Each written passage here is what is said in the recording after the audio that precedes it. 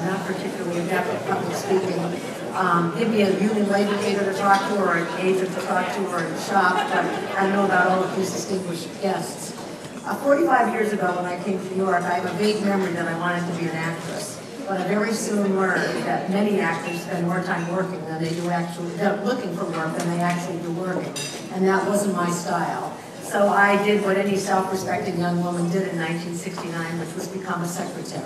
I hadn't had the advantage of Catherine Gibbs, but I did know how to type. So you can imagine my embarrassment when I had to tell my boss that his typewriter did not work. And I was further embarrassed when he said, "Dear, did you turn it on?" Even then, before the internet, I was technologically challenged.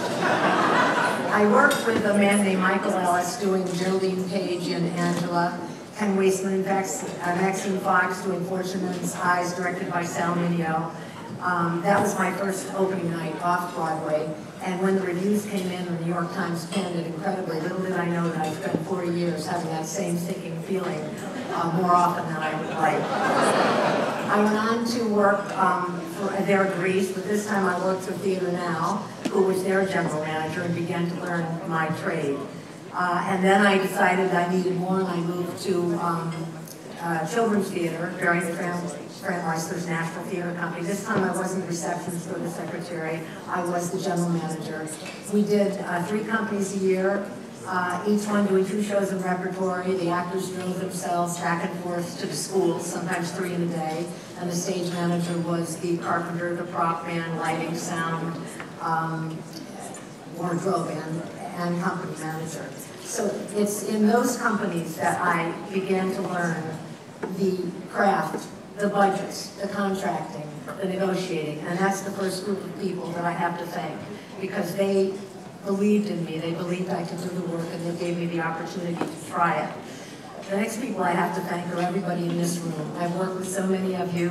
You've provided me jobs, you've provided me solace and comfort in the bad times, and shared the joy in the good times, and it's been a pleasure. Without all of you, I wouldn't be here, and it wouldn't have been half so much fun.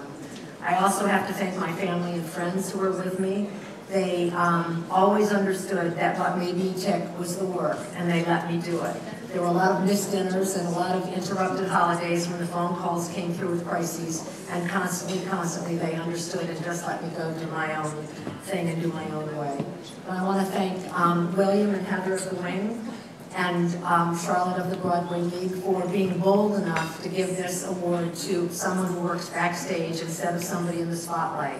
And I accept it on behalf of all of my friends and colleagues who do that. We do it because we love the work. We do it because we have a passion. We don't expect recognition. But I have to say, it is sort of fun.